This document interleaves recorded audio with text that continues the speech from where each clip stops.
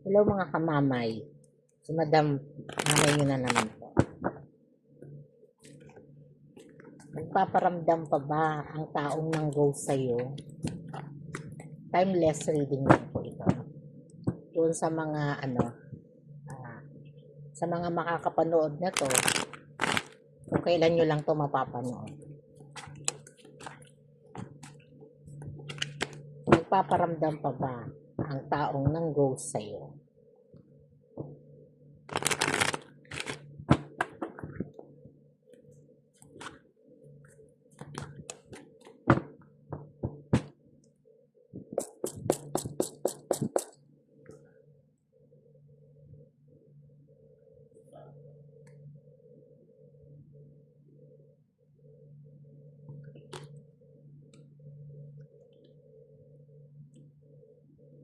Ito yung connection ninyo, no, na talagang medyo nung una masaya. Masaya yung connection na parang walang katapusan, no, yung mga kwentuhan, no, yung mga tawanan, no, mga nagsi-share pa kayo, no, ng mga pati ng mga experience na nararanasan nyo sa buhay nyo, no. At ito yung parang no, parang hindi kayo hindi lumilipas ang isang araw na hindi kayo nagbabanding, no, kahit sa messenger, no. Ito yung energy na to, no, na talagang mararamdaman mo na andoon yung unity, no, ng inyong mga good time, no, para mas maging masaya yung connection na meron kayo, no. Pero dumating sa panahon, no, dumating yung time na parang biglang nagbago. No, parang biglang nagbago yung mga energy, yung mga pag-uusap ninyo, no, na parang kahit kaunting salita lang nagiging dahilan o pinagmumulan, no, ng mga init ng ulo, parang nagpapalitan na to ng ego, no, itong energy na to, no. At may mga na dito, no, self destruction na talagang parang mas nangunguna dito yung mga pride, no, parang konting like lang, no, parang pag nakakita kayo ng like, no, sa social media, no, o kaya yung mga post, no, parang andoon okay naman yung connection niyo pero nagtatawanan pa nga kayo, tas parang isang iglap naging away batik ang connection ninyo, no. At yung pati nga yung sa social media, no, na parang pag may nag-like, no, na pagbubuhatan na po ninyo ng pagtatalo, no. At hindi lang basta pagtatalo, no, isa sa inyo madalas nag-walk out, yung iba na parang nag-off ng cellphone, no, na parang dumadating sa time, no, parang umaabot sa 24 hours na hindi kayo nagkakaroon ng pag-uusap, no. At sa Ace of Swords, no, dahil doon sa mga ganong pangyayari na paulit-ulit, no, parang dumating sa sitwasyon na nagkaroon po ng mas malalang miscommunication, no, na yung 24 hours na hindi ninyo kibuan, no, parang umabot na ng 3 araw, 1 linggo, hanggang nasanay na lang yung mga puso, no, na tumagal ng tumagal. Pero yung isang energy dito, no, parang umaasa, no, umaasa pa rin po, no, sa connection na to. At dahil doon sa taas po ng tiwala niya na mahal pa rin siya ng kanyang person na nanggo sa kanya, no, kung saan saan po siya lumalapit, no, para magpa-reading, para magtanong, no, parang lahat ata ng tarot guide, no, o lahat ata ng mga horoscope napupuntahan mo, no, o napupuntahan nyo. Dahil dito, no, may mga tumatama, no, pero mas madalas, no, parang napupunta kayo doon sa mga nagtatarot na parang mga jejimon lang, no. Pero dito no, talagang dumating sa sitwasyon na gusto mo lang naman ng validation, no, kung kayo ay magkakaroon pa ng pag-uusap o kayo pa ba.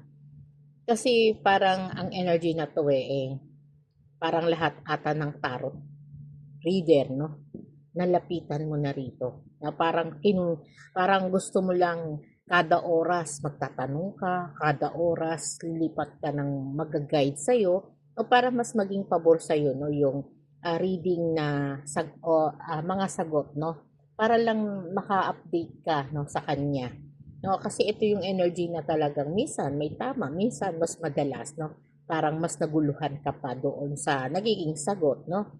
Kaya parang sa isang banda, no, tinigil mo na rin, no, tinigil mo na rin yung iba, no, na ginagawa mo na parang sa ganong sistema na-realize mo sa sarili mo na parang ang gulo lalo lang gumulo, no, at wala naman akong nakuhang katiyakan, no, walang nakuhang katiyakan doon sa mga gusto kong malaman o mga kasagutan doon sa mga nangyari po na bakit bigla siyang nawala, no, dahil simple lang naman yung mga miscommunication na nangyari sa inyo, pero nagpaulit-ulit, no? Parang mas lumaki, no? Yung cool off na akala mo cool off lang.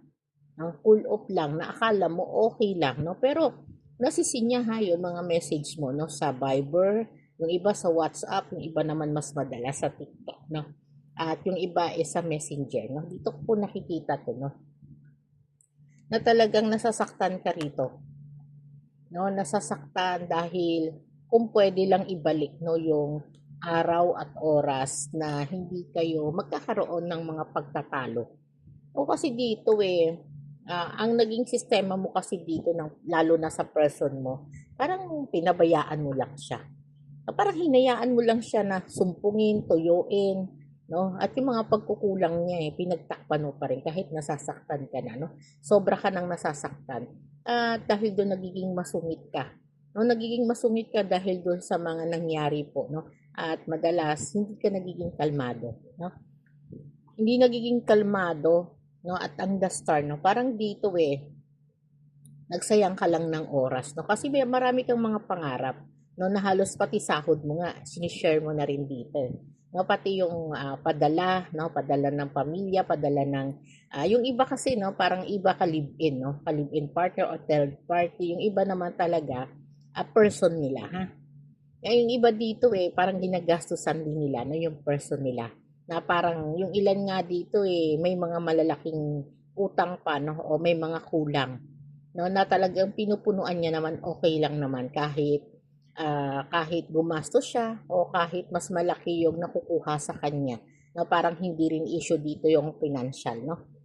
Pero dumating yung panahon na nagkaroon ka rin ng problema, no, na doon sa problema na yung kahit anong gawin mo sa panahon na ikaw naman ang nangangailangan, no, para proteksyonin ka, para pakalmahin yung nararamdaman mo kasi dumadating din naman ang panahon na ang bawat tao ay nagkakaroon naman talaga ng mga pagsubok din sa buhay, no, na hindi naman sinasadya, na doon mo hahanapin yung person mo, no, doon mo hahanapin yung kalinga, no, na parang feeling mo kailangan kanyang pakalmahin, ipaglaban, yakapin, no, o bigyan ng full support, no, ng energy, ng emosyon.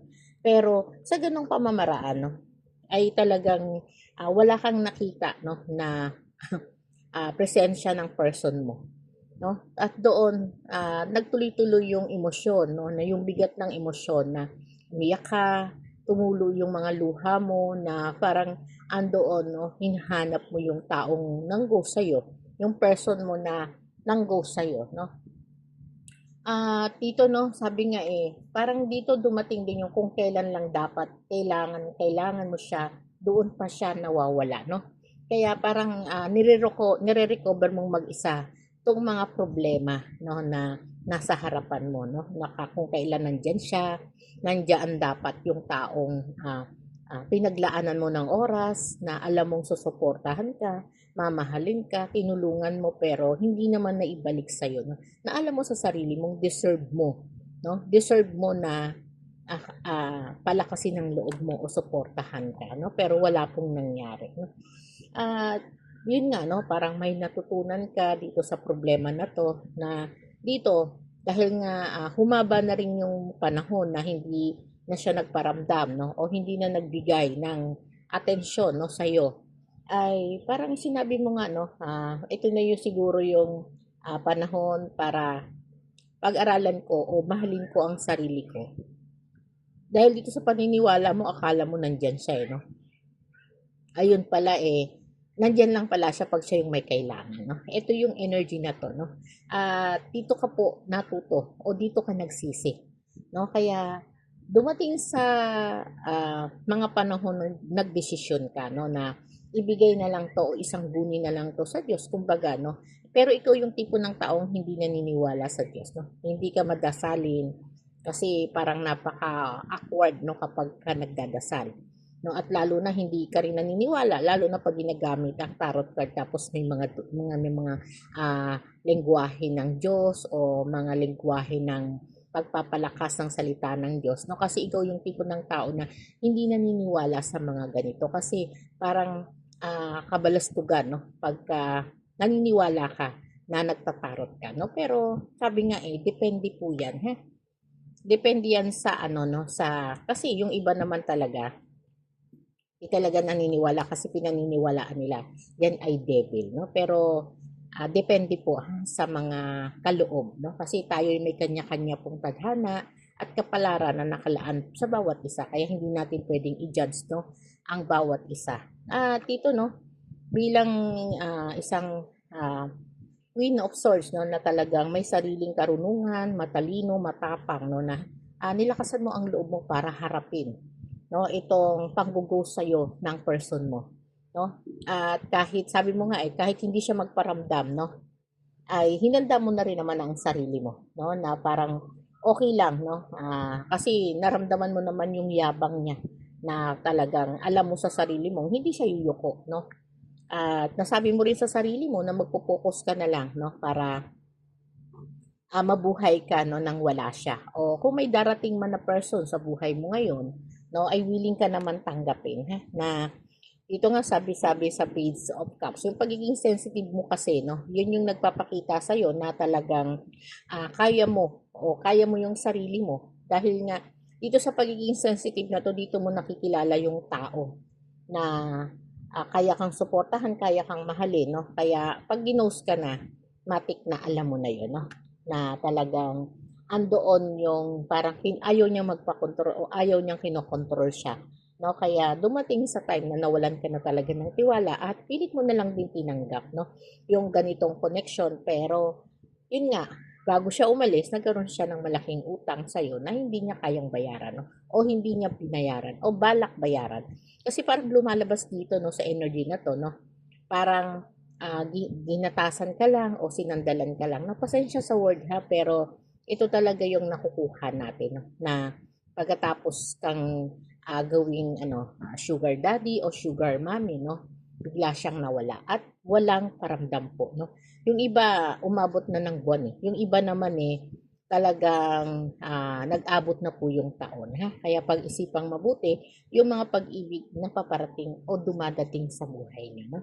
O sige, dito na lang po, no. At kung gusto naman ninyo magpa-private reading, no, everyday naman tayo live sa ating TikTok, no. At meron naman tayong link dito sa ating ano, no, description box para kayo ay magpa-schedule ng reading kay admin. Salamat po.